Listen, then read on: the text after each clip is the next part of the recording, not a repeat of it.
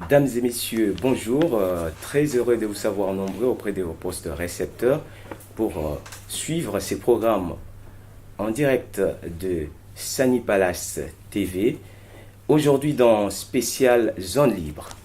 Et Zone Libre, cet événement qu'organise Artefact ici à Tours, précisément au Sanitas. Et pour en parler, nous avons dans notre merveilleux plateau des Sunny Palace TV deux invités des marques qui, déjà, j'aurai le plaisir de présenter. Il s'agit à ma droite de Madame Béatrice Bien, coopératrice Artefact, chargée des communications auprès des entreprises. Et je dis à qui je dis bonjour madame. Bonjour. Et à ma gauche, j'ai le plaisir de vous présenter également madame Nadège Prieur, chargée d'études et d'accompagnement au sein d'Artefact. Bonjour. Bonjour. Et déjà d'entrée de jeu, je vous laisse dans cette présentation, certainement il y a des choses que j'ai pas pu dire si vous voulez compléter votre présentation. Oui, alors vous l'avez dit, Zone Libre est une initiative d'Artefact.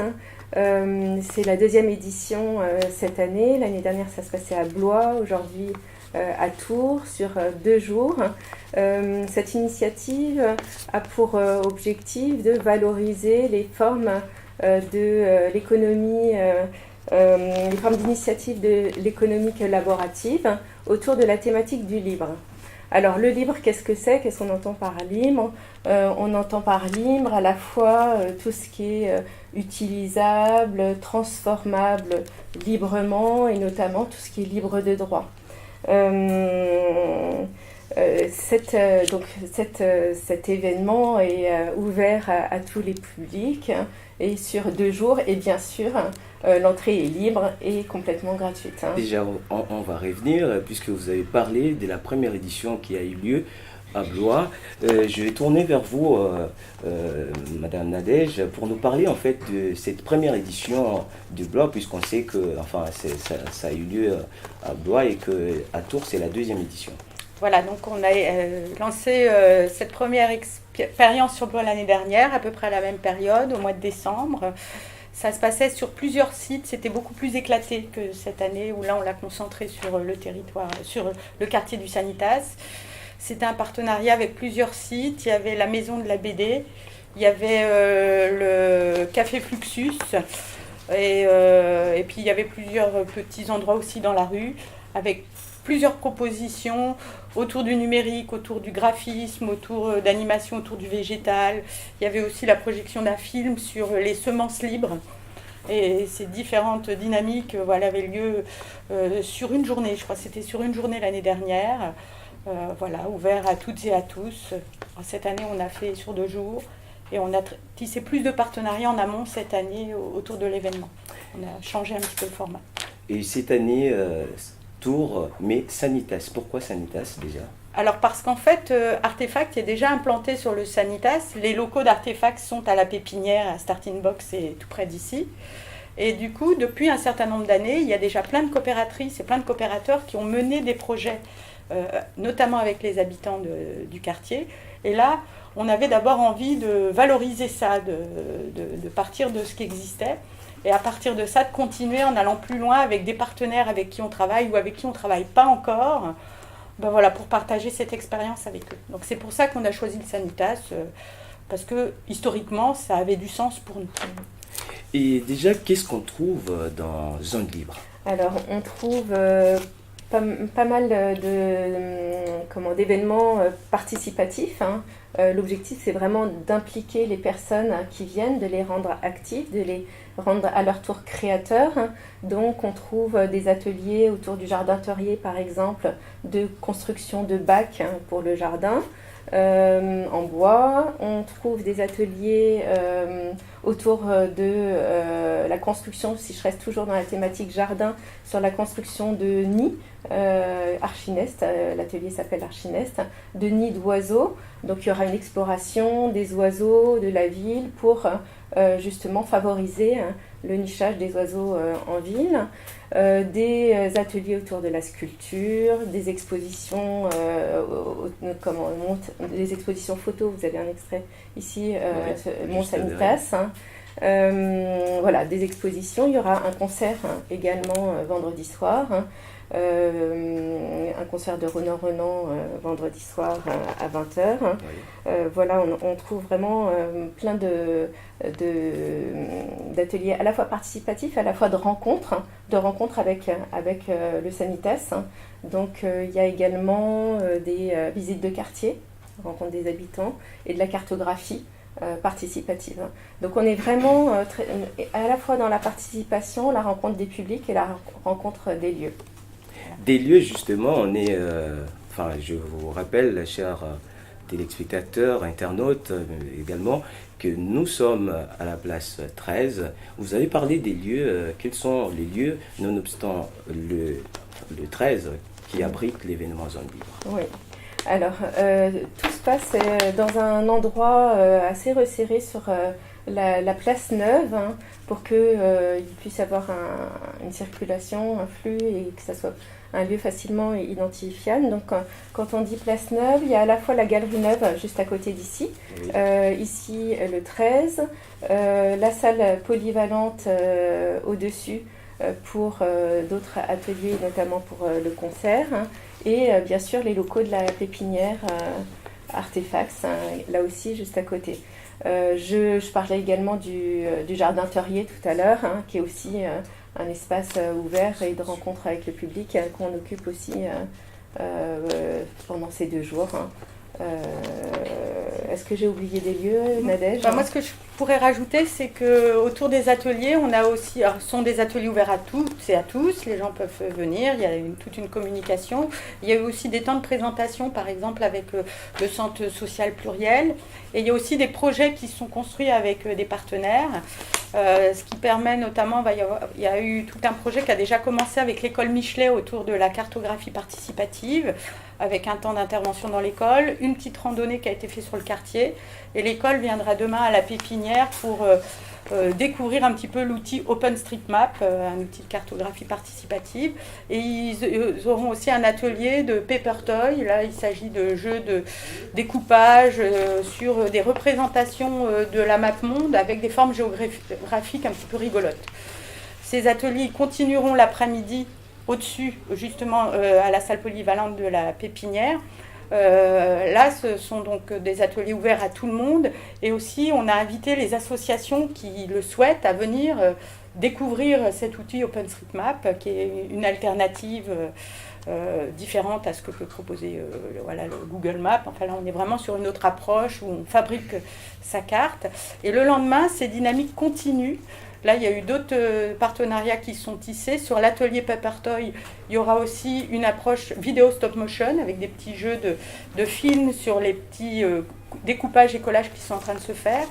Un partenariat avec la réussite éducative, avec des différentes familles qui pourront venir. Et la proposition sera aussi complétée par la présentation d'une plateforme qui s'appelle Robin Débrouille. Il y aura l'initiateur de cette plateforme qui sera là. C'est une plateforme qui peut s'installer sur les réseaux des associations et qui permet à ces différents membres d'échanger ces bons petits tuyaux, ces petits trucs, tout domaine confondu. C'est une petite plateforme d'astuces partagées. Ça aussi, c'est un temps qui a ici proposé à toutes les associations du Sanitas, mais aussi au-delà de la ville de Tours, pour pouvoir s'approprier des outils qui viennent du libre. Et voilà, ce petit partenariat. Il y en a eu un aussi avec la Maison de la Réussite pour valoriser l'expérience. Et il y a aussi un avec Fil Bleu, parce que le samedi après-midi, il y a un projet dont j'ai oublié le nom, dans le tramway, Liberté Express. Merci. Où là, voilà, il y a une guide conférencière qui fait une visite un petit peu originale, rigolote, sur un temps très court dans le tramway. Et ça a été l'occasion aussi d'échanges avec Fil Bleu pour que ça soit possible. Donc, beaucoup de partenariats, mais vous êtes Artefact qui organise cet événement. Vous êtes installé au quartier Sanitas. Voulez-vous nous dire déjà quelle est en fait la vision d'Artefact à propos du quartier Sanitas, parce qu'on sent vraiment ces liens-là. Alors, bon, déjà, Artefact est au Sanitas, mais pas que. Artefact, c'est une coopérative d'activités et d'emploi qui est installée à Orléans, à Tours, à Blois, Elle commence aussi à se développer à Bourges et elle a aussi une antenne sur Nantes. Moi, par exemple, je suis de Nantes à la base. Et du coup, voilà. On est au sein d'Artefax, on est plusieurs entrepreneurs, des entrepreneurs salariés. On a tous un projet entrepreneurial propre. On développe une offre de service avec un modèle économique, avec des clients, des cibles, etc.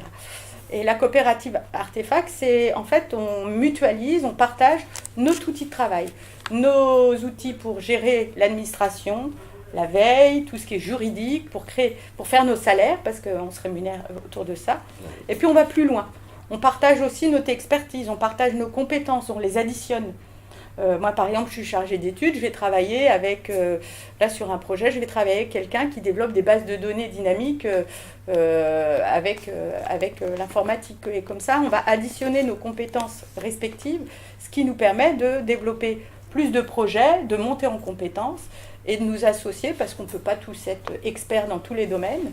Mais on travaille voilà, sur cette forme de travail qui est un petit peu différente, originale, mais voilà un petit peu comment on fonctionne. Alors, on développe nos projets et on a aussi des chargés d'accompagnement qui sont là pour aider au développement des projets de chacun, parce qu'être entrepreneur, ça ne s'invente pas, ça ne s'apprend pas comme ça. Donc, on a aussi une équipe d'appui avec des chargés d'accompagnement et avec des personnes qui s'occupent de la veille juridique, de la veille administrative, etc. etc.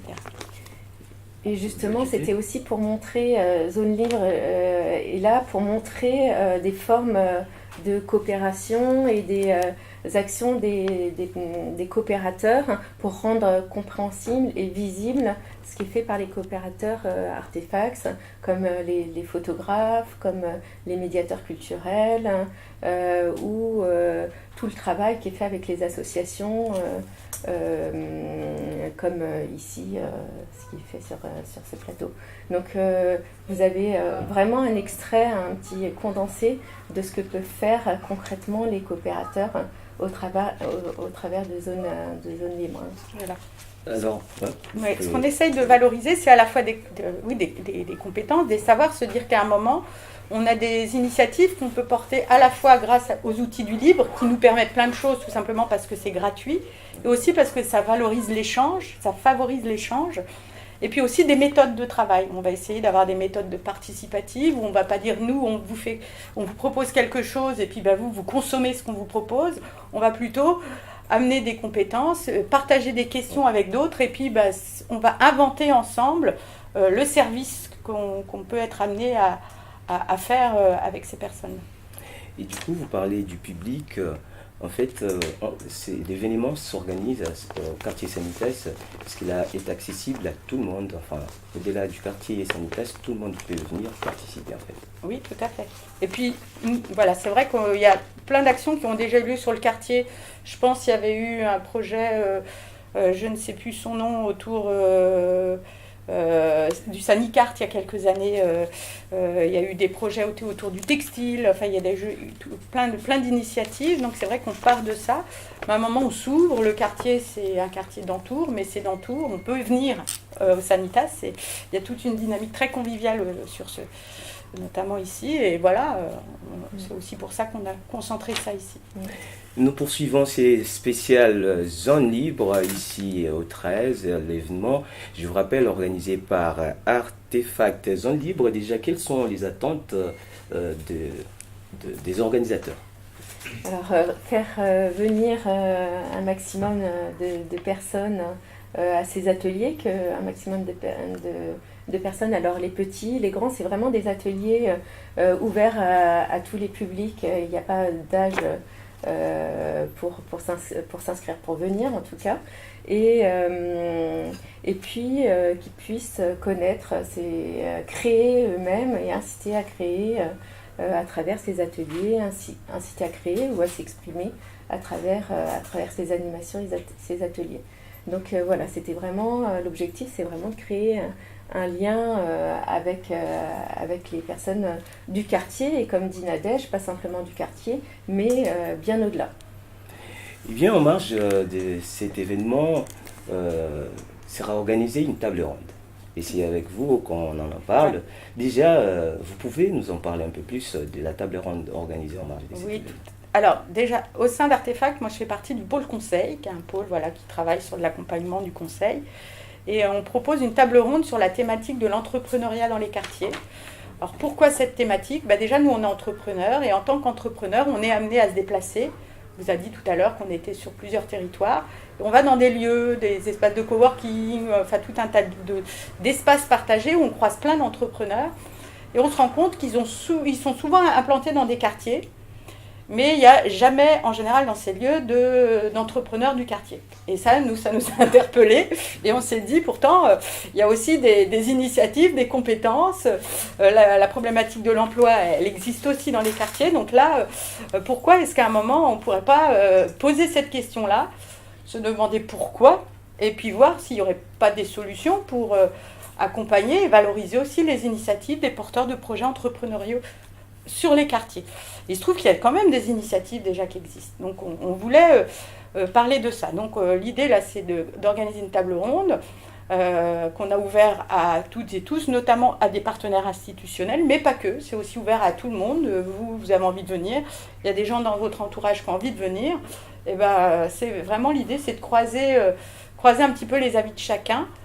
Cette table ronde, elle va se dérouler en 2 parties. Une première partie où il y aura des témoignages et une deuxième partie en mode plus atelier où on échangera toutes et tous d'où on est sur cette question-là pour voir un petit peu quels sont nos constats, pourquoi selon nous ça se passe comme ça, et puis si on a envie d'aller dans une autre direction, qu'est-ce qu'on pourrait faire. Et on sait pour faire régulièrement des ateliers participatifs qu'en général en croisant les intelligences de chacun, on trouve souvent plein de bonnes idées qui sont souvent les idées les plus pragmatiques et les plus réalisables. Sur la première partie, il y a donc différentes présentations. Il y aura d'abord un tout petit focus avec quelques chiffres sociologiques pour bien cerner la question. Et après, il y aura 4 présentations.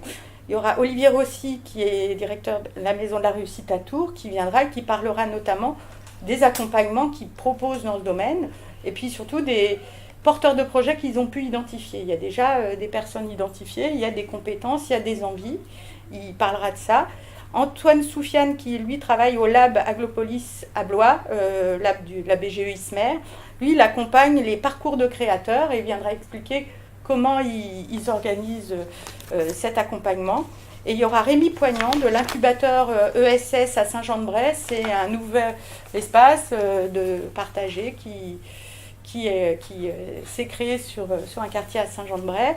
Et il y aura aussi après une présentation, alors en binôme de moi-même, chargée d'études, et Andreas Campagnos, sur un projet de BATLAB qui est en cours d'études à Nantes, sur un grand quartier Bellevue. Alors lui, il est architecte, il fait partie à la fois d'Artefact et un collectif d'architectes MIT à Nantes. Ils ont initié ce projet-là, donc on expliquera un petit peu le pourquoi du comment. Et ces 4 présentations donneront des éléments pour après nourrir les ateliers qui auront lieu dans un second temps. Donc pensez-vous qu'avec la réalisation de cette table ronde, ça pourrait en fait développer ou inciter au développement de l'entrepreneuriat dans les quartiers? Eh bien, on espère bien qu'à partir de là, oui, ça puisse permettre d'esquisser des possibles. Et puis, nous, on a envie d'interpeller les partenaires notamment, mais aussi les habitants sur cette question-là. Se dire, on peut mobiliser de la compétence de l'accompagnement. Nous, on est très sensible à ce genre de questions parce qu'on est entrepreneur, parce que si on bénéficie d'un accompagnement pour ça, et puis oui, au contraire, si ça peut valoriser et permettre à des personnes qui sont porteurs de projets de se dire j'ose, parce que ça, qu'on habite le Sanitas ou n'importe où, moi, avant de me dire je deviens entrepreneuse, il y a une prise de risque. Et si, nous aussi, on peut se le permettre, tout le monde peut se le permettre, et si aussi ça peut donner envie à des gens de chercher les solutions, après, dès qu'on a envie de les chercher, en se mettant à plusieurs, en général, on commence à les trouver. Vous les comprenez, donc entreprendre au quartier Sanitas, donc c'est possible. Vous voulez en savoir plus, il faut participer à cette table ronde qui est ouverte à tous. Zone libre, Blois, Tours, est-ce qu'il y a des éditions qui sont prévues?